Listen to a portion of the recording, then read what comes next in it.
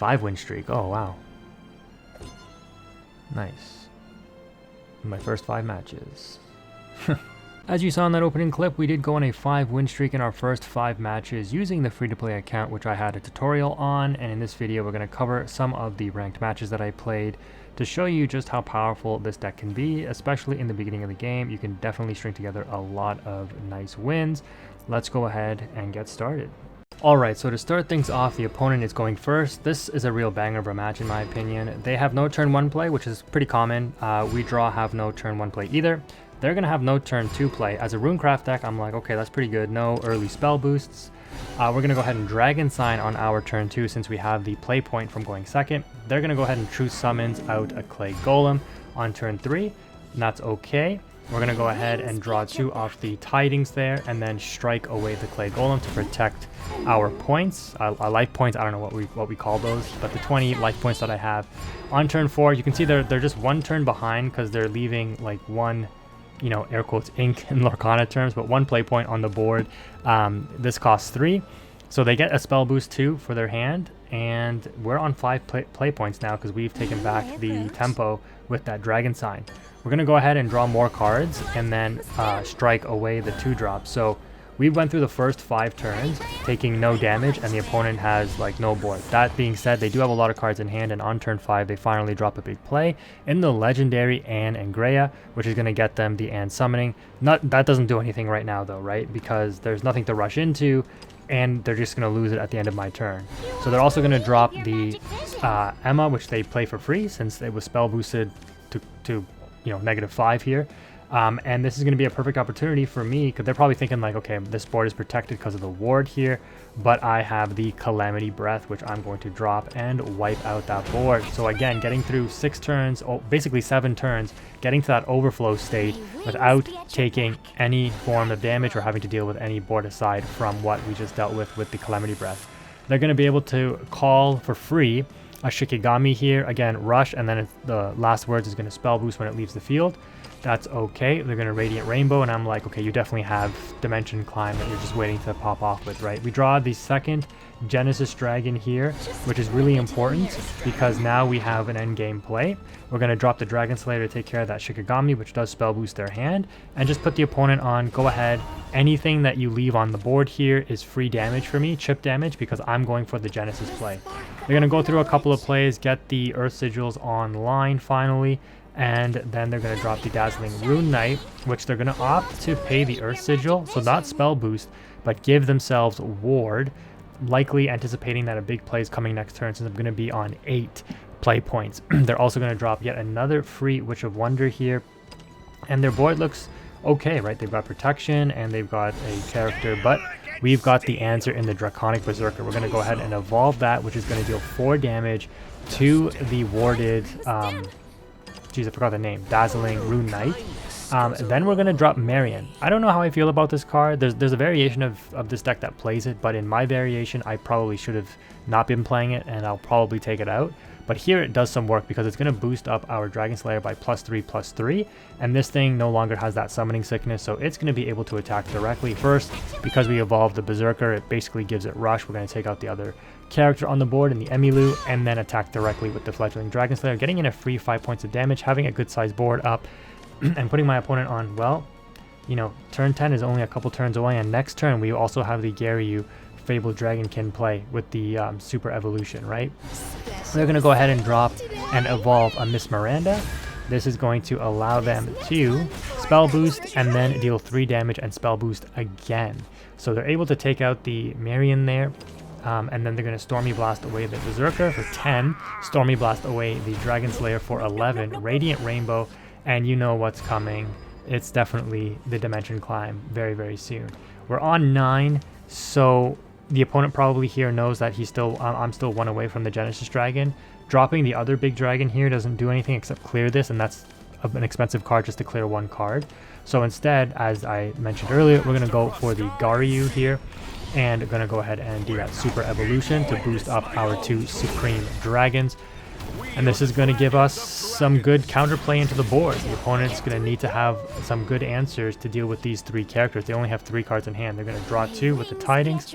They're going to Teachings, heal themselves for 4, homework time, draw 2, and then finally go for the dimension climb, putting them down to 0 play points, put everything back, spell boost their hand I think 5 times, draw 5 cards, replay or re-obtain all their play points.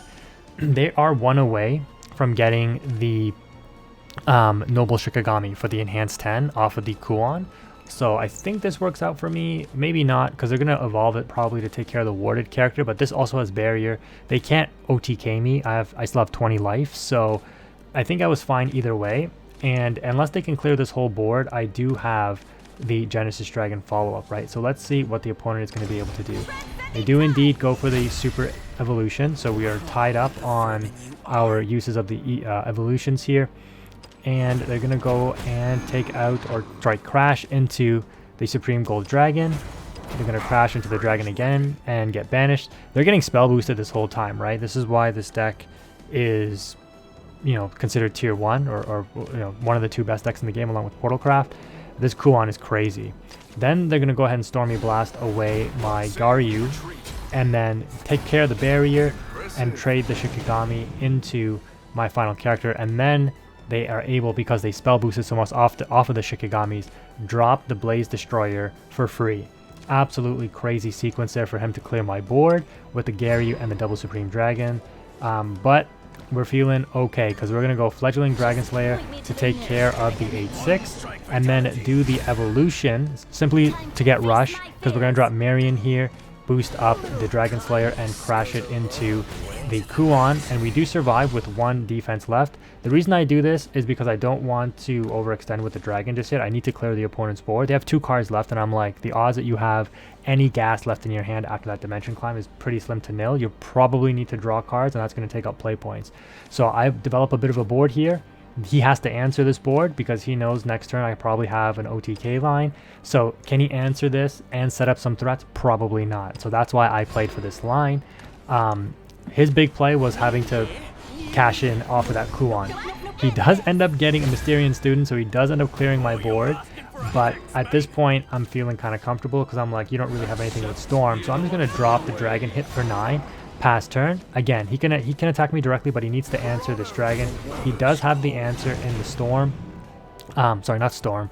I forgot what that card name is. If we go cards played by the opponent, it was a 4-cost card. Divine Thunder, that's right.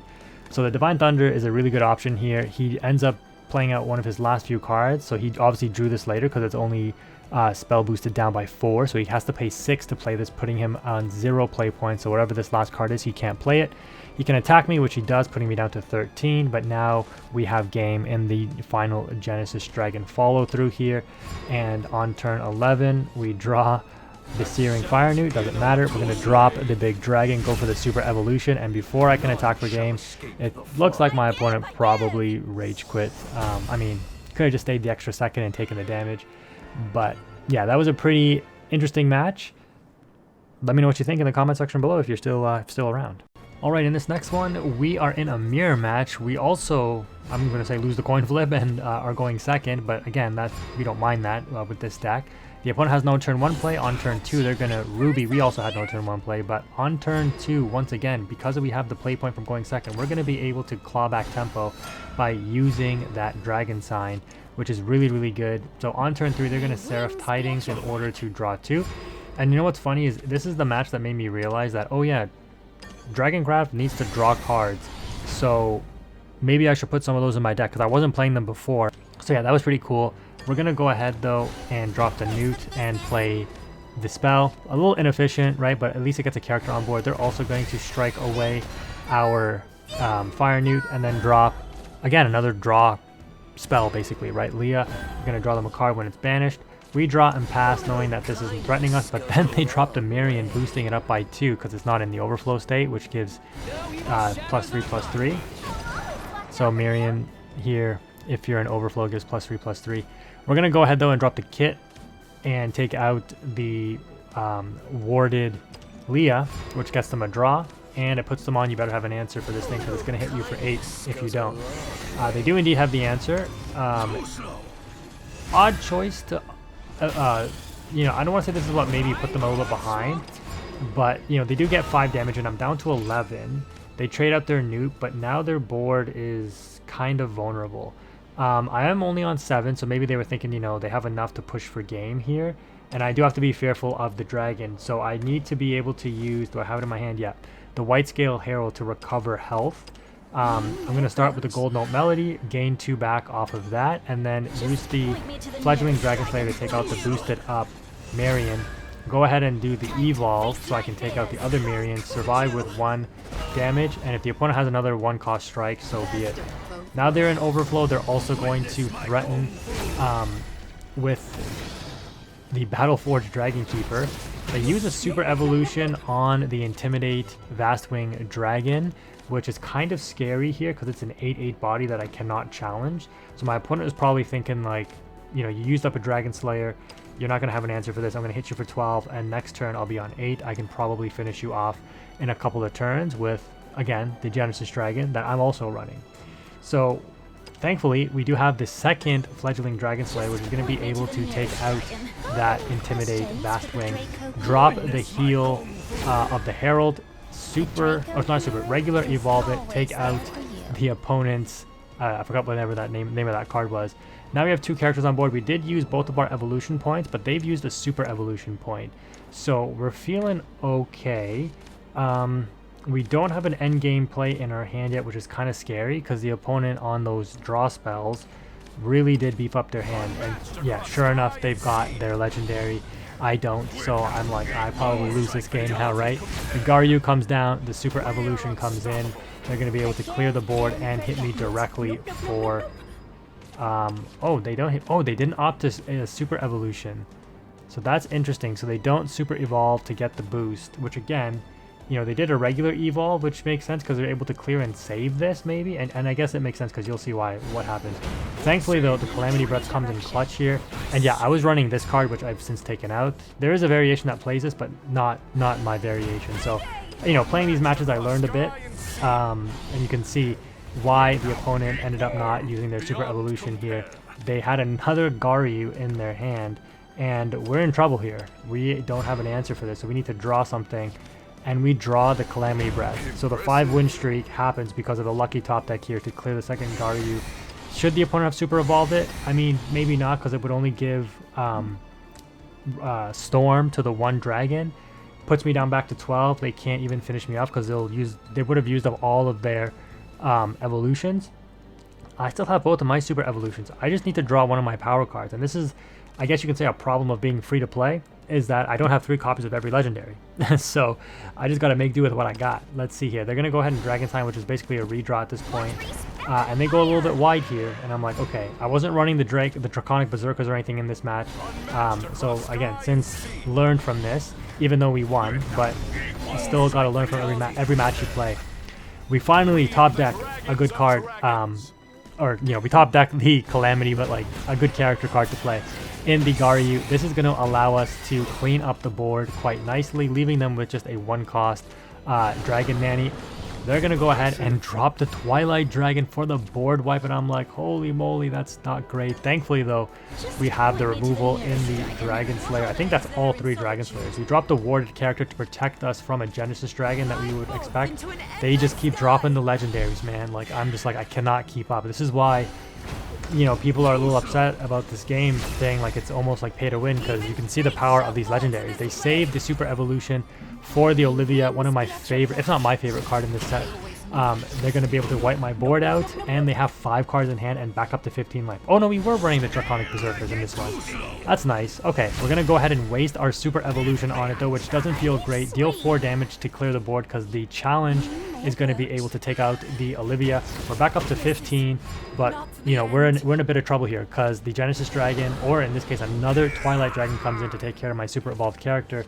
And I'm just like, I'm up against it here, right? I'm like, okay, we're all out of evolves. This is another, I didn't know this match was that crazy. Like, holy cow.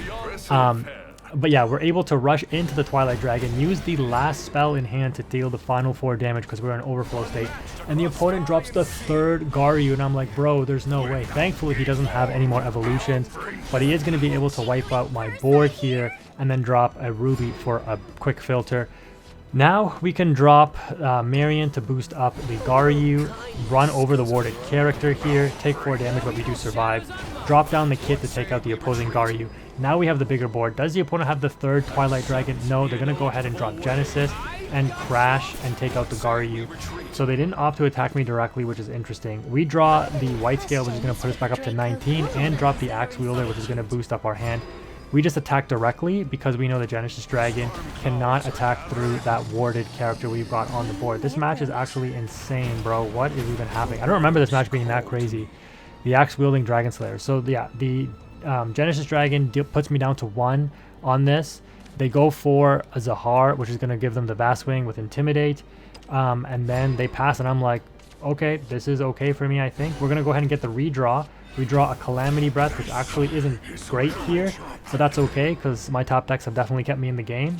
The Vast Wing has to push through the character on the board with the ward still, and they realize they can't win, or... yeah, they just quit the match.